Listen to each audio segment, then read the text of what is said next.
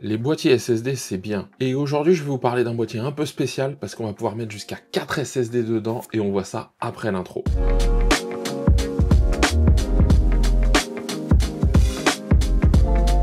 Bonjour et bienvenue sur la chaîne Les Tests de Cyril. Ici on parle de tech audio, photo, vidéo, d'Apple aussi.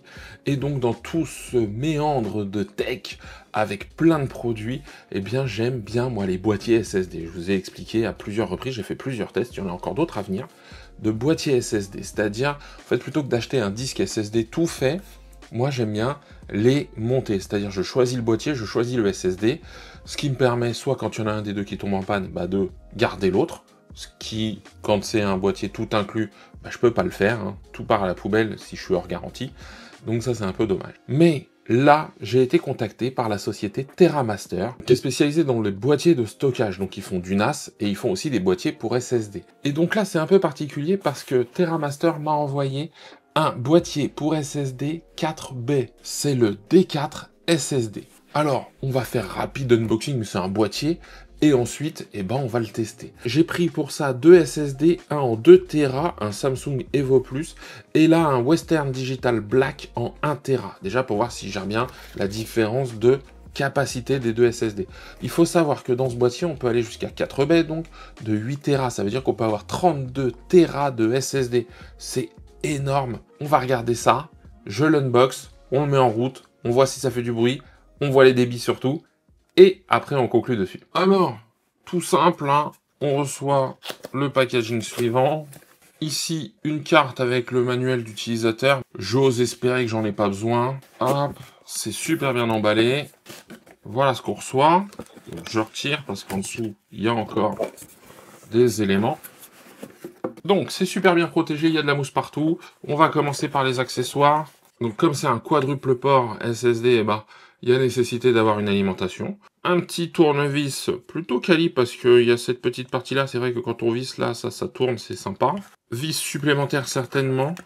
Et un câble, 240 watts et 40 gigabits par seconde, donc on va dire que en termes de vitesse, compatible Thunderbolt 4. Encore une fois, maintenant qu'il y a le 5, faire attention à ce qu'on dit. Au niveau du boîtier, boîtier plastique, vraiment très simple, pas de grosse surprise. Donc là, vous voyez, hein, hop, un côté, il va se poser comme ça, hein, il va se poser vraiment à la verticale. Il y a des pieds ici, pieds caoutchouc souple, ça c'est très bien. Pourquoi? Parce que forcément, hein, ça chauffe les SSD, donc il y a double ventilateur. On verra donc si ça fait du bruit comme je le disais. Ici, l'alimentation, le port 40 gigabits, et un bouton d'allumage là. Et donc la dissipation de chaleur va fonctionner comme ça. Alors, si j'ouvre là, donc là, hein, ça s'ouvre sans outil. Donc voilà, en enlevant, hein, ici, vous avez juste à pousser le dessous. Donc là, vous voyez, direct, on arrive sur la partie avec les SSD. Donc les 4 emplacements. Donc on va jusqu'à du 22,80 en longueur, ça tombe bien, c'est ce que j'ai. Eh écoutez, l'unboxing est terminé, mais on va en profiter pour aller un petit peu plus loin. On va également mettre les deux SSD que j'ai. Alors, ces vis-là, je les utilise pas, elles sont déjà là, hein. Donc moi, je vais utiliser bien évidemment le port 1 et le port 2. Ce qui est bien, c'est que c'est un peu aimanté. Donc sur le port 1, je vais y mettre mon disque en 2 Tera.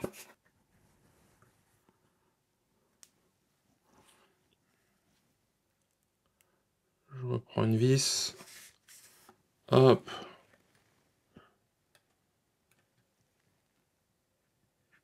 Voilà, hein, vous voyez, c'est pas plus compliqué que ça. Le deuxième, on va le voir encore mieux. Samsung, c'est fait. On va passer à Western Digital. Hop, il y a juste à insérer comme ça, vous voyez. Le SSD reste très légèrement, vous voyez, surélevé. Et en fait, c'est avec la petite vis. Hop. J'appuie sur le SSD. C'est super bien calibré, hein. Hop là, voilà. L'installation est terminée. Une fois qu'on a fait ça, on referme. On remet la vis ici. Et voilà, hein. Donc vous imaginez, j'aurais eu 4, j'aurais pu mettre 4. Je pourrais en mettre 4, hein, mais les sortir des autres boîtiers. Alors, je le dis tout de suite, hein, ça c'est pas un boîtier que je trouve très nomade, hein. Ça c'est très bien pour chez soi, etc. Mais on va voir tout ce qu'on peut faire avec. Donc, je le branche. Bon, un câble, hein, qui doit faire, allez, 60 cm à peu près. En le mettant en route, j'ai entendu les ventilateurs tourner au début. Ils sont en train de tourner. mais ils sont hyper silencieux. Je sais pas si ça va monter après, mais ça, c'est le premier point. Deuxième point, et bah tout de suite sur mon ordinateur, il a reconnu le SSD, il me propose de les initialiser parce qu'il n'arrive pas à les lire. L'installation, 5 minutes chrono, avec 2, peut-être 6 si j'en avais eu 4, mais franchement, rien à dire.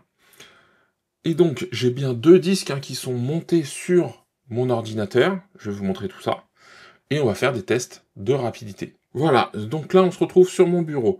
J'ai bien les deux SSD, test 1, test 2, et j'ai même mon boîtier Thunderbolt 5, mais ça c'est pour mon YouTube, c'est pour toutes mes vidéos. Peut-être que je vais repasser sur du Thunderbolt 4, parce que franchement, le gain de vitesse, moi dans ce que je fais, je le sens pas.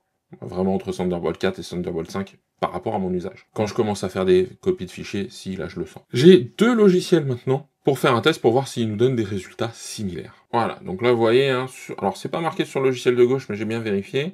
Sur le logiciel de droite, il y a bien marqué SSD test 1. Je me mets en mégabytes par seconde, parce que je pourrais le faire en frame, mais là en mégabytes c'est très bien. Et je vais faire un start. Allez, je vais commencer par celui de gauche. Ok, on est sur 1500, j'arrête le test, je ne vais pas les solliciter en même temps, là le test est arrêté, vous voyez. Je suis à 1546 en écriture, 1569 en lecture. Je vais faire la même chose ici, et j'ai des résultats assez similaires. Là vous voyez, en écriture, je tourne à 1530. Là le fichier est plus gros, je suis sur du 16 Go. Et en lecture, je suis sur du 1580 environ. Donc voilà, 1500 dans les deux cas, avec le disque SSD, ce qui est déjà très bien, 1500, c'est beaucoup. C'est quand même moins rapide que certains disques que j'ai pu tester avec certains boîtiers. Moi, je fais que de la 4K, et déjà, c'est suffisant. On va tester avec le second. Donc, je vais changer de disque. On était sur le 1, je vais prendre le 2. Et on relance le même test. Et vous voyez, c'est sensiblement pareil. Je vais lui faire 2 tours pour celui-là. 1560 et quelques en écriture, et 1560 et quelques en lecture. Je vais le faire ici. On n'est pas très loin, 1555, donc à 10 MB par seconde, on y est. En écriture, et on est à 1580 à peu près en lecture. Donc des performances très similaires entre les deux disques. Donc des résultats très intéressants. Maintenant je vais le brancher en direct sur mon Mac parce que là je passais par mon dock et souvent le dock ça dégrade un peu les performances. On va faire ce test là. Alors on se retrouve là, le TerraMaster D4 SSD est mis sur mon Mac en direct. Je vais recommencer les tests. Donc je vais sélectionner une cible. Hop, on va commencer par le SSD 1. Ici, je fais la même chose. Ça, vous voyez tout, SSD 1. J'ai pas changé le reste. On lance. 1540 en écriture. 1560 en lecture. Je vais m'arrêter là, on voit que les résultats sont assez similaires. Je le fais ici. Il n'y a pas de raison que ce soit différent. J'ai rien changé. Donc le test est terminé, très proche, 1533, 1584. On va changer la cible. Je me mets sur le 2. Ici, je me mets sur le 2 aussi. Et on lance le test. 1567 en écriture, 1556 en lecture. Je le fais ici. Alors, le logiciel Aja System Test Lite est un peu moins... donne un peu moins, 1554 en écriture, et vous allez voir, on va être à 1580 et quelques en lecture. Donc, vous voyez, en écriture, il est un peu moins, en lecture, il est un peu plus. Mais ça me donne en tout cas une analyse avec 2 logiciels et tout ça. Donc là, par contre, ce qui est assez intéressant et ce qui est rare, c'est qu'avec ce boîtier-là, je ne perds pas que ce soit branché sur mon dock ou sur mon Mac. D'habitude, je ressens ça sur les autres. Alors, bon, j'en ai fini avec la phase de test des disques, je vais vous expliquer des choses par rapport à ça juste après. Mais regardez, là, il est en fonctionnement, il est branché. Déjà, premier point, j'espère que vous allez le voir, si la LED du dessus est allumée, donc on voit si c'est allumé ou pas, on le sait. Deuxième point, regardez, là, vous voyez ma main derrière.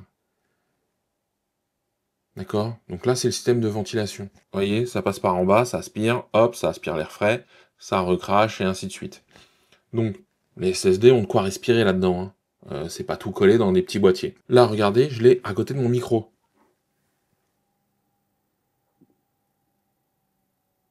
Je sais pas si vous l'entendez. J'entends vraiment pas grand-chose, moi. On l'entend un peu, mais vraiment pas grand-chose. Alors avant d'aller vers la conclusion, parler du prix, ce genre de choses. En termes de débit, eh ben déjà, je trouve que TerraMaster est très honnête. Pourquoi? Parce que TerraMaster explique que si on se met sur un seul SSD, eux sur leur site il y a marqué 1608 MB par seconde. J'en suis pas très loin. J'étais à 1580 au max. Ça dépend encore une fois du SSD. Peut-être qu'avec un SSD un peu plus performant, un peu plus cher que ce que j'ai mis là-dedans, je pourrais atteindre cette vitesse-là. Là où c'est intéressant, et c'est là où moi je vais pas pouvoir tester parce que j'ai pas assez de SSD, mais je ferai peut-être des tests encore plus poussés plus loin, je peux transformer ce système de stockage, là vous voyez, ça me compte des SSD différents. Mais je pourrais avec un logiciel tiers, ça c'est important de le savoir, il faut trouver le logiciel, mais ça existe, créer un système RAID, un système de sauvegarde avec de la redondance. Alors sur du SSD, attention, vu le tarif du téraoctet en SSD, c'est très cher, mais on ne sait jamais. Pour certains, il y en aurait peut-être besoin. Et là, eux, ils ont fait des tests, et s'ils ont été honnêtes sur le premier, je pense qu'ils seront honnêtes sur les autres. Ils l'ont fait avec 4 SSD de 4 Tera, d'accord? Ils sont mis en RAID 0, et donc là, ils ont fait des tests de vitesse. Et là, les vitesses sont montées à 3257 MB par seconde. Et oui, parce qu'en fait, on va avoir de l'écriture séquentielle sur les différents disques. C'est l'avantage, c'est-à-dire que là, bah, il va en écrire une petite partie sur un, une petite partie sur l'autre, et après, il va reconstituer tout ça. Mais donc, ça augmente les débits. Et ça, c'est très intéressant si vous avez vraiment besoin d'un fort débit. Moi, je le dis, avec 1500 MB par seconde, je peux faire mes montages. Le côté RAID 0, pour la redondance, pourquoi pas. Le côté vitesse, pourquoi pas aussi, ça peut être intéressant. Mais c'est surtout que là, moi, sur mon bureau en non nomade, je peux avoir 4 disques jusqu'à 8 Tera, donc 32 Tera. Et là, bah, quand je décharge, là, je fais des projets et des projets et des projets. Alors que quand j'utilise mes petits boîtiers avec 1 ou 2 Tera seulement dedans, bah, il faut toujours que je fasse des transferts, que je fasse de la sauvegarde. Là, ça m'éviterait de faire ça. Ou alors de traiter des plus gros projets. Parce que oui, moi, je fais des petits projets avec des petites vidéos, mais ceux qui feraient des plus gros projets ou des plus grosses vidéos, qui nécessiteraient peut-être plus que 2 ou 3 ou 4 Tera, bah, ils seraient peut-être très contents d'avoir ce type de boîtier, parce que ça évite aussi d'acheter un SSD de 8 Tera qui est très cher. Un SSD de 8 Tera, ça commence à être très très cher. Ça, c'est le point, moi, que je trouve très intéressant. Il y a un deuxième point qui est aussi très intéressant, c'est qu'il y a une application qui s'appelle TDAS, qui est compatible Android et iOS, et donc, avec le câble, vous branchez, alors toujours alimenté, hein, bien évidemment, mais vous branchez donc ce D4 SSD directement sur votre smartphone, et avec l'application TDAS, eh ben, vous pouvez faire un backup, une sauvegarde de vos photos. Les photos de votre téléphone, votre smartphone, vont aller là, à l'intérieur du D4 SSD, donc de ce boîtier-là. Ça peut être sympa pour faire une copie de sauvegarde, etc. Attention, ce système est un DAS. C'est un DAS, c'est-à-dire que c'est un multidisque, mais il n'est pas attaché au réseau. D'ailleurs, si vous regardez bien, il n'y a pas de prise Ethernet, par exemple. Si vous êtes intéressé par un NAS en SSD, TerraMaster en propose. Donc, bah, je vous inviterai à regarder les liens dans la description pour voir les spécifications de ce produit et également les spécifications des autres qui pourraient vous intéresser chez TerraMaster. Donc, pour conclure, c'est pour un usage très précis, hein, parce qu'un simple boîtier pourrait suffire. Mais si on a besoin de plus de stockage, si on veut faire de la redondance avec des systèmes RAID, ce genre de choses, ce boîtier peut être intéressant. Alors, à quel prix? Eh bien, c'est un boîtier qu'on trouve à 320 € en moyenne, parfois un peu plus, parfois un peu moins, mais le prix public, on va dire 320 €. Alors, je vais être très honnête, j'ai pas de référence autre là en tête qui me viennent. Maintenant, si je compare par rapport à un boîtier unique, les boîtiers uniques, souvent, eux, tournent autour des 80 à 120 €, on va dire, sur du Thunderbolt 4. D'accord? Sur du 40 gigabits par seconde. Là, lui, il est en USB 4. Mais bon, pour du 40 gigabits par seconde, on est à cette gamme de prix. Là, je peux mettre 4 SSD. Donc, 4 fois 80 si je prends le minimum, ça me fait 320 € le prix de ce boîtier-là. Mais là, ça ne me prend qu'un seul port, et en combinant et en mettant du RAID, etc., que les boîtiers avec un seul port ne permettent pas. Donc, moi, je suis très content d'avoir découvert ce produit, sachant que, voilà, il est hyper silencieux, assez compact. J'aime bien le design très low profile. Ça, sur un bureau, ça fait pas de bruit, ça se met dans un coin, ça prend pas trop de place. Donc, c'est une belle découverte. Et encore une fois, si vous êtes intéressé, je vous mets les liens dans la description. Je remercie la marque TerraMaster de m'avoir proposé de vous présenter ce produit. Et si vous avez des questions, eh bien, ça se passe dans les commentaires. Moi, je vous dis à très bientôt pour un nouveau test. Et d'ici là, prenez soin de vous.